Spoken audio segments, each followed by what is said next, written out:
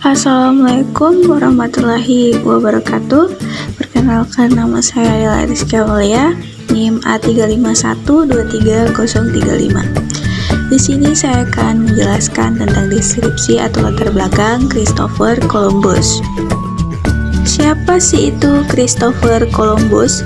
Buat kalian yang tidak mengetahui siapa sih itu Christopher Columbus, Christopher Columbus adalah seorang penjelajah dan navigator Italia dari Republik Genoa yang menyelesaikan 4 pelayaran berbasis Spanyol melintasi Samudra Atlantik yang disponsori oleh Raja Katolik, membuat jalan bagi perluasan eksplorasi Eropa dan kolonisasi Eropa di Amerika. Next, kita masuk di pembahasan 1. Nama Christopher Columbus adalah aktualisasi dari bahasa Latin Christophorus Columbus. Tumbuh di pesisir Liguria, ia mengarungi lautan pada usia muda dan melakukan perjalanan jauh, hingga ke utara, hingga Kepulauan Inggris, dan hingga ke selatan, hingga tempat yang sekarang disebut Ghana. Ia menikah dengan wanita bangsawan Portugis, Filipa Moniz Perestrello, yang melahirkan seorang putra, Diego, dan tinggal di Lisbon selama beberapa tahun. Dia kemudian mengambil simpanan Kastilia, Beatriz Enriquez de Arana, yang melahirkan seorang putra, Ferdinand. Sebagai besar, berpendidikan mandiri, Columbus memiliki pengetahuan dalam bidang geografi, astronomi, dan sejarah. Next, buat kalian yang belum mengetahui, Columbus belajar bahasa Latin, Portugis, dan Kastilia.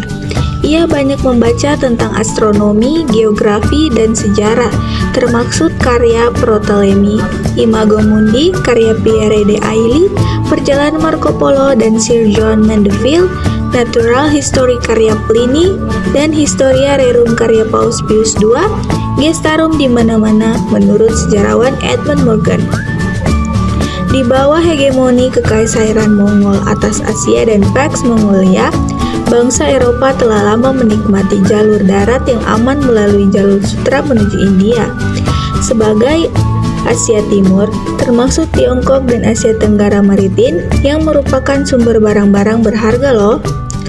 Dengan jatuhnya Konstantinopel ke tangan Kesultanan Utsmania pada tahun 1453, jalur sutra ditutup bagi para pedagang Kristen. Next, kita masuk di topik 2. Penjelajahan menghasilkan kontak permanen antara kedua belahan bumi, dan istilah pra-Columbus digunakan untuk merujuk pada budaya Amerika sebelum kedatangan Columbus dan penerusnya di Eropa. Kolombia yang terjadi kemudian menyaksikan pertukaran besar-besaran hewan, tumbuhan, jamur, penyakit, teknologi, kekayaan mineral, dan gagasan. Dan pada abad pertama setelah usahanya, toko Columbus sebagian besar terpuruk dalam sejarah dan reputasinya dilanda kegagalannya sebagai administrator kolonial. Next, kita masuk ke pembahasan berikutnya.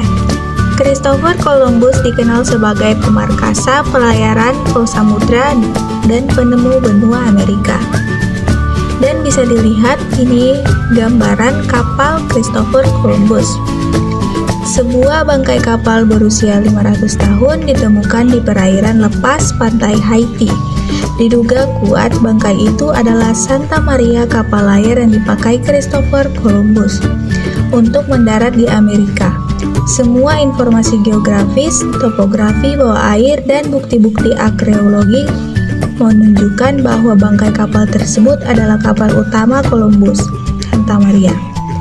Klaim peneliti kelautan asal lemas Hughes, Amerika Serikat, Chilford.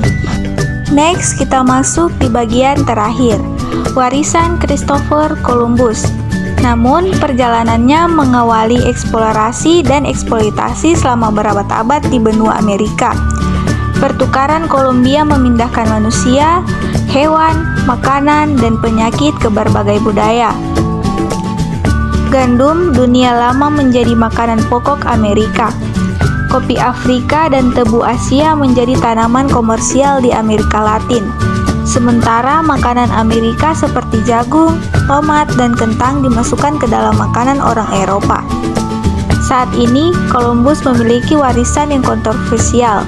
Ia dikenal sebagai penjelajah berani dan terobosan yang mengubah dunia baru. Namun, tindakannya juga membawa perubahan yang pada akhirnya menghancurkan populasi asli.